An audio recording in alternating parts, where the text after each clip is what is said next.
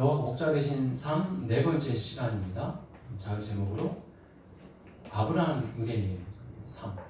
5절 말씀 중심으로 말씀을 전하겠습니다. 과분한 삶. 우리는 모두 이제 과분한 삶을 살고 있습니다. 주께서 내 원수의 목전에서 내게 상을 베푸시고 기름을 내 머리에 부으셨으니 내 잔이 넘치나이다. 그래서 잔은 성경에서 무엇을 의미합니까? 내가 받아야 될 믿음의 분량, 그리고 해야 될 일들. 예수님께서 십자가 앞에서, 예수님께서 겟세마네 동산에서 이 잔을 내게서 지나가게 하옵소서 라고 이제 하나님께 고백을 했습니다. 이 잔은 내가 해야 될 일, 그리고 내 믿음의 분량입니다. 이 말씀을 봤을 때 하나님께서는 원수의 목전에서 우리에게 상을 베풀어 주셨습니다. 어떻게 보면 원수의 목전 말고 원수와 저만치 떨어져서 멀리에서 우리가 음식을 먹고 좀 여유있게 시간을 즐기면서 그렇게 살아가면 좋겠는데, 굳이 하나님께서는 원수의 목전에서 상을, 하나님의 은혜들을, 기쁨들을 허락해 주셨습니다. 그럼 무슨 말입니까? 이 원수 앞에서 있건 원수 멀리 서 있건 하나님의 상, 하나님의 사랑, 하나님의 은혜는 원수에 의해서 좌지우지되는 것입니까? 아니면 하나님에 의해서 이루어지는 것입니까? 원수가 앞에 있으면 고된 삶, 하나님께서 원하지 않는 삶. 원수가 멀리 있으면 좀 아무 일 없이 평탄하게 가면은 내게 생명의 삶, 기쁨의 삶, 이렇게 고백할 수 있겠습니다. 원수는 하나님의 은혜와 아무 상관이 없습니다. 원수는 우리를 해칠 수 없습니다. 그리고 머리 위에, 주께서 내 머리 위에 기름을 부으십니다. 기름은 무엇입니까? 성경에서 성령, 하나님의 은혜, 하나님의 사랑입니다. 머리에 부은다는 것은 무엇입니까? 하나님의 은혜를 온몸을 적실 수 있는 방법입니다. 과거에 왕정시대 때 이스라엘의 선지자들은, 제사장들은 왕에게 기름을 부었습니다. 다윗도 역시 사무엘에게 기름 부음을 받았습니다. 이 기름은 생명이요, 은혜요, 기쁨이요, 사랑입니다. 또 하나님께서 주시는 놀라운 하나님의 생명입니다. 그리고 이 잔이 넘친다는 것은 무엇입니까? 내가 하나님의 은혜를 과분하게 받았구나. 하나님의 은혜를, 하나님의 사랑을 받을 수 없는 자인데 그 은혜를 받았구나 라는 사실입니다. 앞에 있는 부분들을 봤었을 때 원수가 등장을 합니다. 여러분, 원수, 이 원수는 성경에서 무엇이라고 얘기하고 있습니까? 물론 사단, 마귀, 우리의 믿음을 흔드는 어둠, 마귀, 사단, 맞습니다. 우리 원수.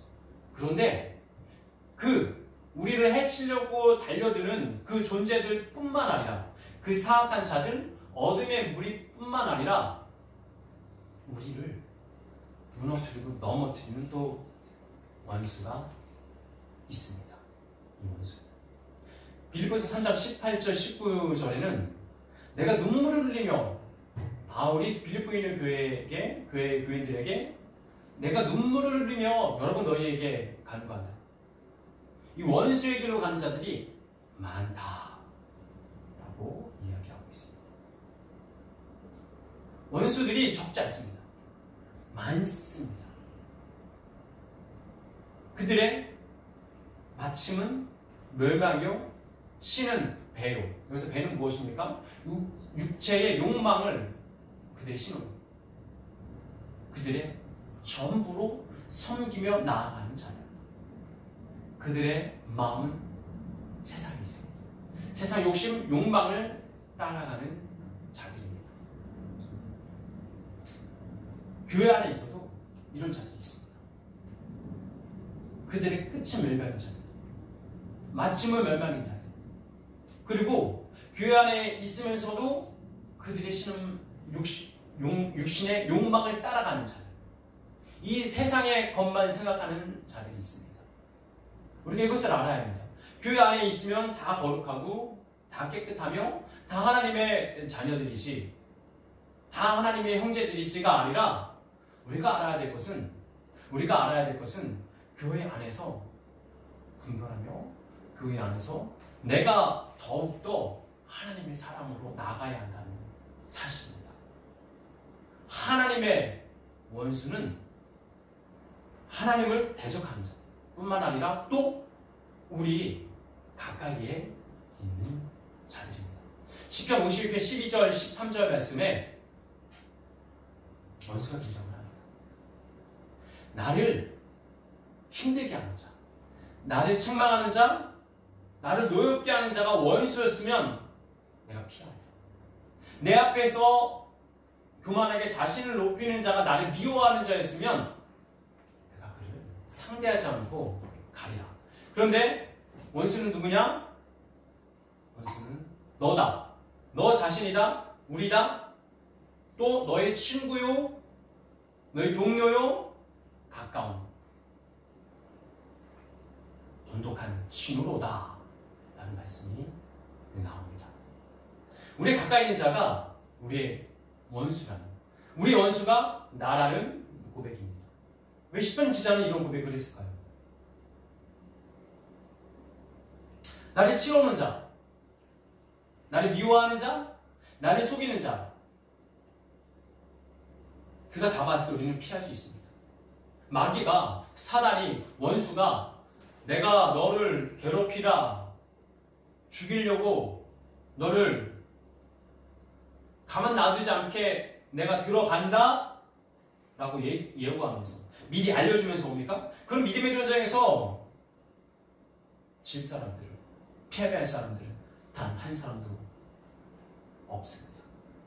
전쟁에서 내가 이제 곧 쳐들어간다, 내가 이제 너희들을 무찌르러 간다고 하는, 그렇게 미리 친절하게 다 알려주고 오는 적들이 있습니까?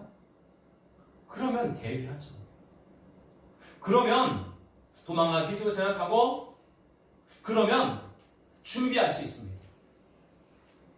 사단은 우리에게 다가올 때, 그러나 원수 마귀는 우리에게 다가올 때 그렇게 다가오지 않습니다. 왜 가까운 사람에게 쉽게 상처를 받습니까? 그렇게 경계하지 않으니까, 그렇게 긴장하지 않아도 되니까. 그런데 믿음을 깨우지 못하면 우리는 원수 마귀에 노출돼서 무방비로 우리는 믿음의 전쟁에서 패할 수밖에 없습니다.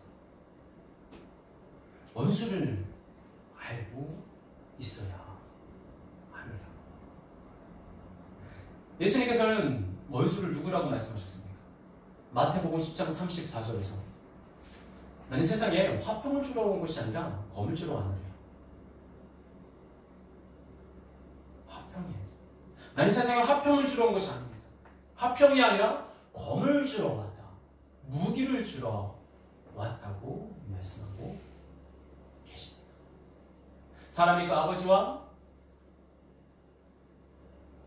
또 그 가족 안에서 아들과 아버지, 딸과 어머니, 시어머니와 며느리, 그들을 불화하게 하고 그들을 다투게 하려 하는 게 좀 이상하지 않습니까? 하나님은 평안의 하나님이고 하나님은 의리의 하나님, 하나님은 화해의 하나님이신데 왜 불화하게, 왜 싸우게, 다투게? 그 뒤에 말씀에 어떤 말씀이 나옵니까? 나보다 너희 아버지와 어머니를 더 사랑하며, 나보다 너의 아들과 딸, 자녀들을 더 사랑하며, 하나님보다 더 사랑하는 것들, 하나님보다 더 내 마음의 중심에 있는, 내 마음에 내가 중심에 서 있다면, 왕으로 서 있다면 내 자신도 원수가 될 수 있습니다. 내 마음의 중심에 부모님이, 형제와 자녀들이 내 마음의 중심에 서 있다면 그는 원수입니다. 왜? 하나님께 나아가지 못하게 하는 장애물이 되고 방해물이 될 수밖에 없으니까. 우리가 하나님을 향한 마음들을 생각해 보십시오. 나보다 더 사랑하는, 나보다 더 마음을 주면, 나보다 더 모든 것을 다 쏟고 있으면, 물론 이것이 세상 이치입니다. 부모님을 사랑하는 것들, 또 자녀를, 형제를, 자매를 사랑하는 것은 이치입니다. 그러나 예수님께서는 그 세상 이치보다, 세상 윤리와 도덕보다 더 중요한 것은 무엇이냐? 나를 사랑하는 것이라고 말하고 계십니다. 마태복음 10장은 어떤 내용들입니까? 마태복음 10장은 12제자를 불러서 12제자에게 고백하고 있습니다. 12제자에게 무엇이라고 얘기하고 있습니까? 너희들에게 고난이 있을 것이다. 두려워하지 말라. 그리고 이 고백들, 내가 세상에 화평을 주러 온 것이 아니라 검을 주러 왔다라고 말씀하고 계십니다. 그리고 그 뒤에 어떤 말씀을 하고 계십니까? 몸은 죽여도 영은 죽을 수 없는 자를 두려워하지 말고 영과 몸을 지옥에 던질 수 있는 자를 두려워하라라고 말씀하고 계십니다. 화평하면 되지. 좋은 게 좋은 거지. 다 그렇게 사이좋게 지나면 되지. 예수님께서 그렇게 말씀하고 계십니까? 그렇지 않습니다. 예수님께서 말씀하시는 것은 유대인들을 향해서 선포하고 계십니다. 예수님께서 말씀하시는 것은 자칭 그리스도인이라고 예수님을 믿겠다고 따르는 자들, 또 특별히 내가 제자 되었던, 내가 예수님의 사람이라고 고백하는 자들에게 그렇게 이야기하고 있습니다. 좋은 게 좋은 게 아니다. 다 화해해야 된다라고 말씀하지 않으십니다. 어둠을 향해 나아가고 있는데, 육신의 욕망을 따라 나아가고 있는데 그 사람과도 화목하게 지내야 돼. 그 사람과도 가까이 지내야 돼라고 말씀하고 계시지 않습니다. 우리가 우리의 원수를 분별해내지 못한다면, 우리가 우리의 계정 마귀를 알아내지 못한다면 믿음의 전쟁은 100전 100패입니다. 전쟁을 할 필요도 없습니다. 왜냐하면 이길 수 없는 전쟁이기 때문에. 우리의 마음은 어디를 향하고 있습니까? 힘들고 어려운 일이 닥칩니다. 그 앞에 선택과 포기가 있습니다. 우리가 삶을 살아가면서 화평한 일, 기분 좋은 일, 기쁜 일만 있을 수는 없습니다. 어려운 일도 반드시 있습니다. 힘든 일이 반드시 있습니다. 이 과정 가운데, 이 상황 가운데 우리는 선택과 포기를 해야 됩니다. 선택과 포기. 어떤 것을 선택할 것인지, 내가 하나님의 것을 선택할 것인지, 하나님께서 원하시는 것을 선택할 것인지, 아니면 지금은 좀 하나님을 선택하기 좀 피곤해. 하나님께서 기뻐하시는 것, 지금은 내 사정이 이러니까 내가 다른 걸 선택해. 그와 동시에 우리는 포기를 해야 됩니다. 하나님을 위해서 포기를 해야 합니다. 하나님을 위해서. 하나님을 위해서 내가 즐거워했던 거, 내가 기뻤던 거, 내가 누렸던 것들을 포기해야 됩니다. 이 선택과 포기는 반드시 같이 따라다니고, 내가 어려운 그 순간에, 또 평상시에 우리는 선택과 포기를 해야 됩니다. 말로는 하나님을 사랑한다 말하면서 우리는 하나님을 선택하지 않습니다. 우리는 하나님을 대적하고 있는 것들은 포기하지 않습니다. 왜 그렇습니까? 하나님께서 나에게 주신 건데, 하나님께서 나에게 주신 선물인데, 당연히 내가 이것을 누리고, 당연히 내가 이것을 가지고 기뻐하는 것은 당연한 거야 라고 생각하기 때문에 그렇습니다. 내 말과 내 행동을 한번 생각해 보십시오. 많은 그리스도인들은 말에는 능합니다. 말을 술술 너무너무 잘합니다. 그런데 왜 믿음이 어렵습니까? 그 말에 대한 책임들, 그 말에 대한 행동을 해야 되니까 어렵습니다.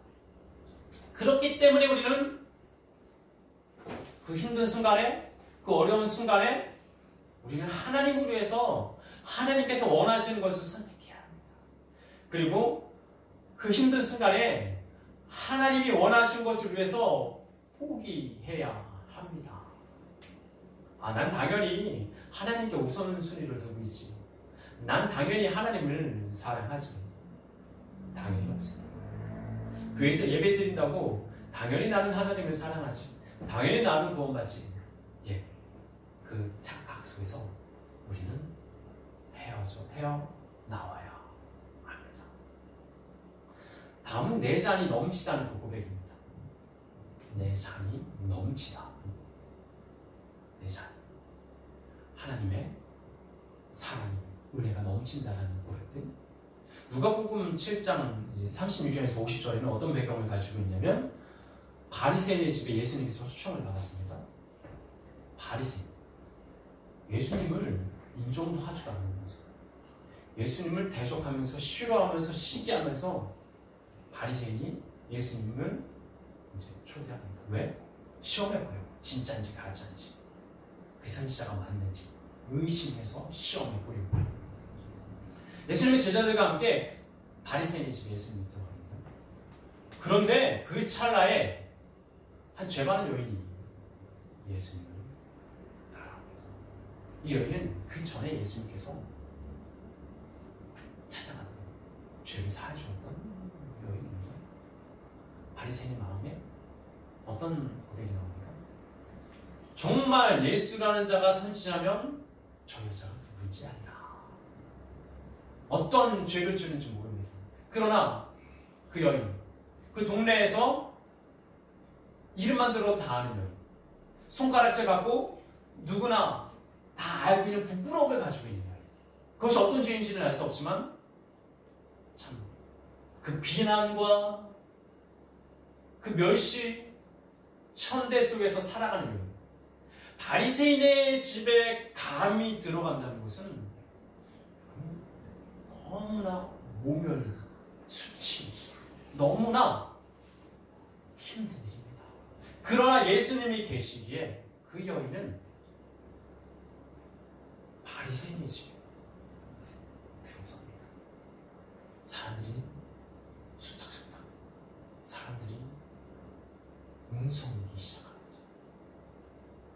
저 여인이, 저 더러운 여인이, 저 죄 많은 여인이 들어와서 여기 감이 어디라고. 예수님, 또 여긴 바리새인의 집이잖아. 그 여인이 향유 담은 옥합을 가지고 눈물로 예수님의 발을 적시고 머리카락으로 닦으며 향유 담은 옥합을 깨뜨립니다. 이 옥합은, 이 향유는 무엇입니까? 여자들이 결혼할 때 쓰기 위한 예물입니다. 자기의 가장 귀한 것을 그냥 찔끔 한 방울 묻힌 것이 아니라 깨트립니다. 이것은 무엇입니까? 나의 죄를 사해주신, 나를 구원해주신 예수님께 내 것을 조금 더 아까워하지 않고 드리는 것입니다. 또 웅성이기 시작합니다. 저 여자 미친 거 아니야? 제정신이야? 저렇게 귀한 거를 왜 깨트려서 한 번에 없애버려? 예수님은 그 여인을 책망하지 않으셨습니다. 예수님은 그 여인을 칭찬하셨습니다. 그리고 그 순간에 시몬 베드로에게 말합니다. 시몬아, 500데나리온을 빚진 자와 50데나리온을 빚진 자가 있는데 이 두 사람을 내가 탕감해 주었다. 이 두 사람 중에 누가 더 나를 사랑하겠느냐? 한 데나리온은 도시 근로자의 하루치 품삯입니다. 예를 들어 7만 원이라고 생각했을 때 50데나리온이나 한 350만 원, 500데나리온이나 3,500만 원. 누가 더 그걸 탕감받았을 때 더 기뻐하고 감사하겠느냐, 사랑하겠느냐? 당연히 시몬 베드로는 당연히 500데나리온이죠. 라고 말씀하십니다.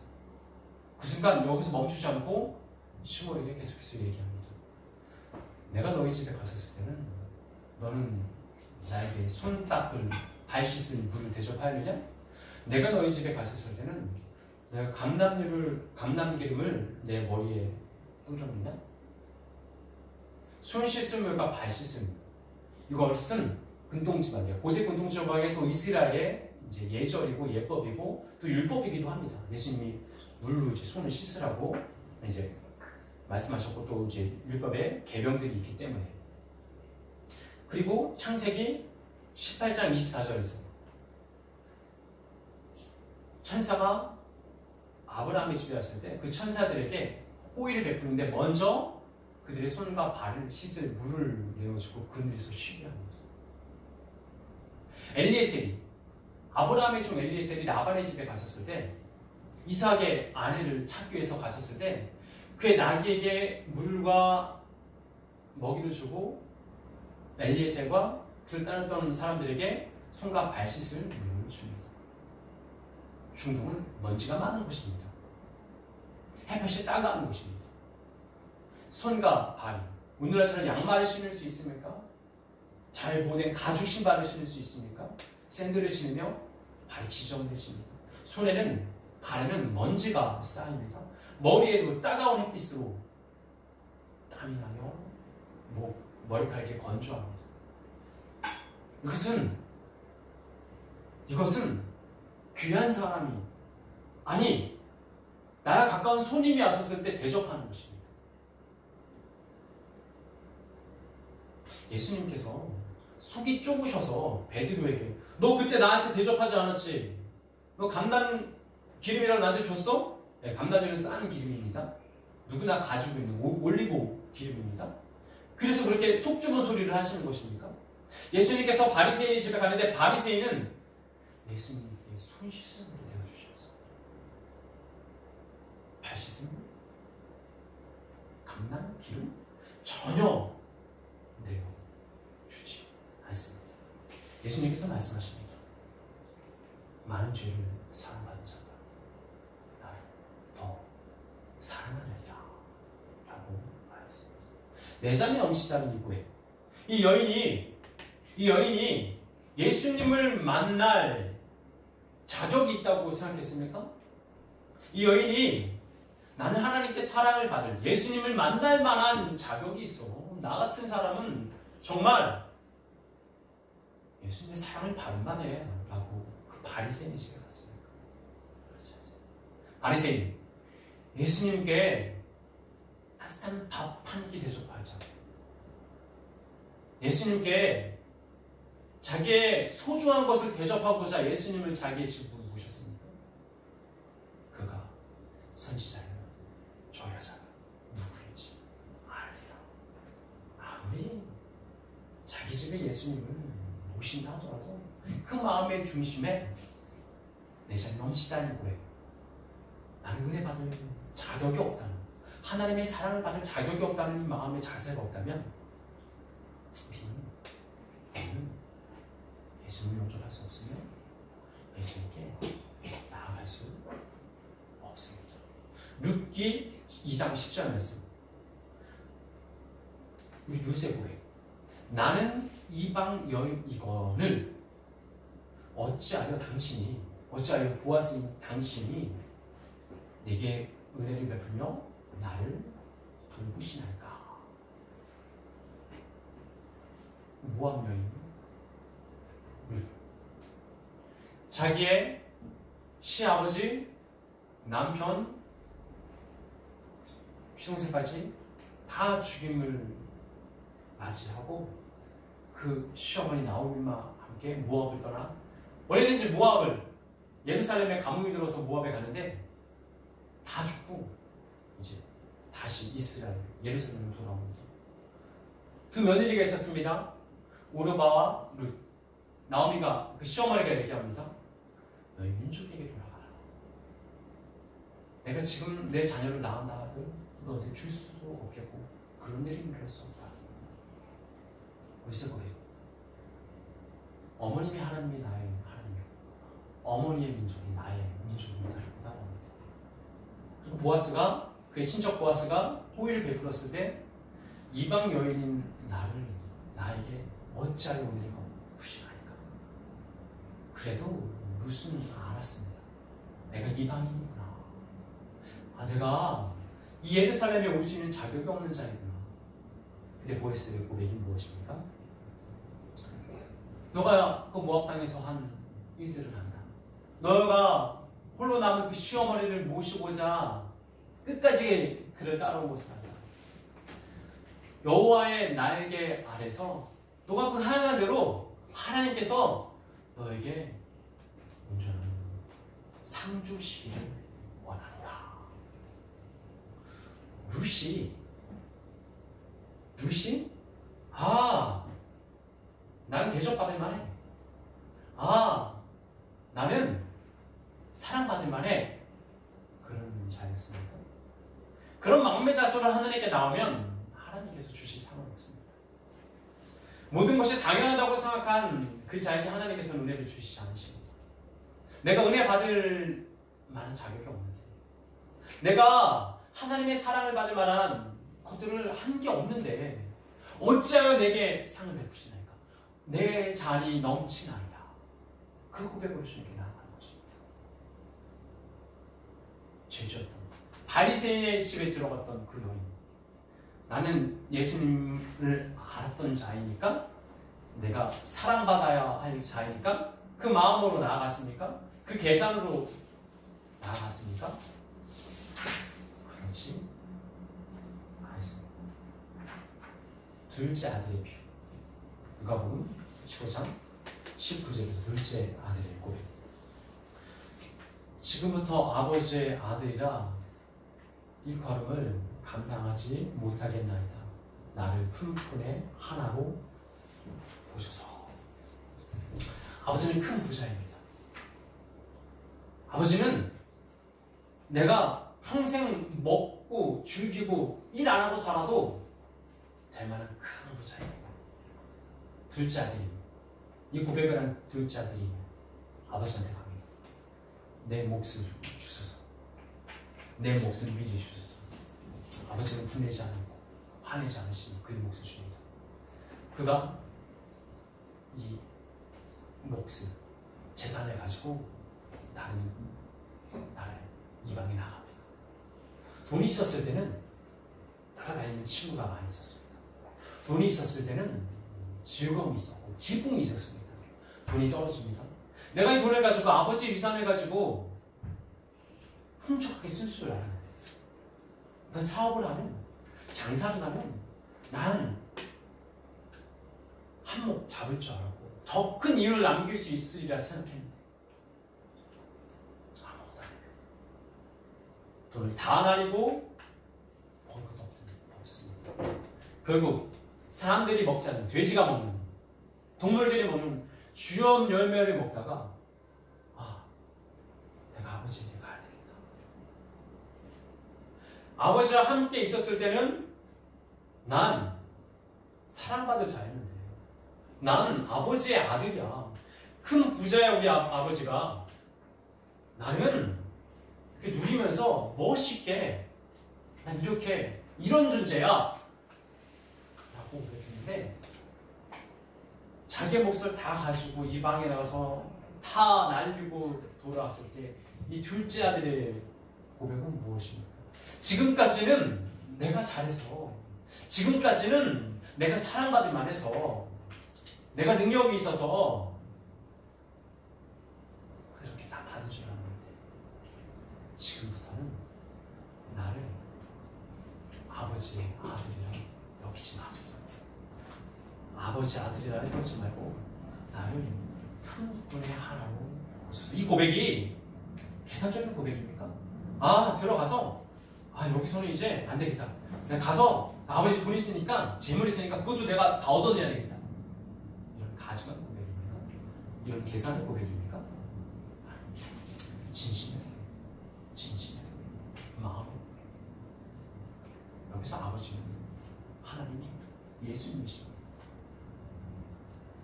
내가 예배 드리고 있으니까, 내가 하나님을 알았으니까 당연히 나는 하나님의 자녀지. 난 하나님의 아들이야, 딸이야. 잘 될 거야.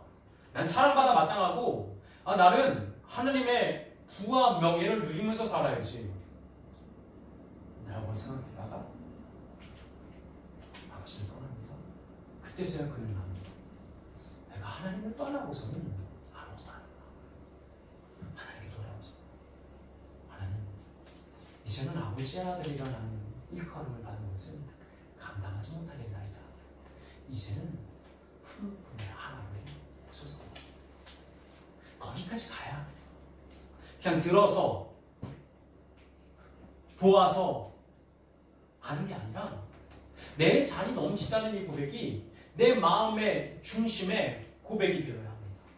거기까지 가기 위해서는 우리는 끊임없이 하나님의 도우심을 구하며 하나님을 바라봐야 합니다. 왜? 우리는 가만히 있으면 저절로 교만하게 됩니다. 우리는 가만히 있으면 저절로 무너지게 되니까. 오늘 말씀을 정리하겠습니다. 원수를 알아야 합니다. 내가 더 사랑하는 것들, 내가 하나님보다 내 자신을 더 사랑하면, 내가 하나님보다 부모님과 자녀들과 내 주위에 있는 사람을 더 사랑하게 되면 그건 원수입니다. 사랑하지 말라고 말씀하십니다.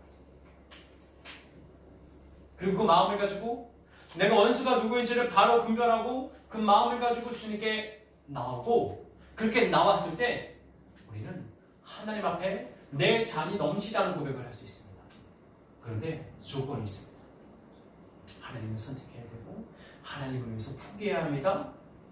그리고 내가 사랑받을 자격이 없구나. 내가 하나님의 은혜를 받을 자격이 없구나. 예배드릴 자격? 내가 하나님의 자녀로 나아갈 자격이 없구나. 나는 이방인이구나. 이 고백. 머리 지식으로 아는 거 말고 내 진심으로 하나님 도와주세요. 하나님, 저는 하나님의 아들이라 일컬음을 감당하지 못하겠으니 이제 아버지의 일꾼, 품꾼의 하나로 오소서. 그랬을 때 그 아버지는, 그 진심의 고백을 하는 그 고백을 부른 그 아버지는 멀리서 그 아들을 향해 달려가 그 아들을 감싸니다. 우리 예수같이 한 사람은 여러분 과분한 우리의 삶을 살아가고 있습니다. 저도 그렇고 여러분도 그렇고 우리가 지금 사는 삶은 이 삶을 내가 누려 마땅하지, 이 삶을 내가 당연히 내 것이지 라는 고백으로 나아가는 것이 아니라 주여 내 잔이 넘치나이다. 주께서 내 원수의 목전에서 내게 상을 베푸셨고 기름을 너의 머리에 부으셨으니 내 잔이 넘치나이다. 이 고백, 이 마음으로 과분한 삶을 살아가는 예수같이 한 사람만 사람에게 예수님의 이름으로 축원합니다.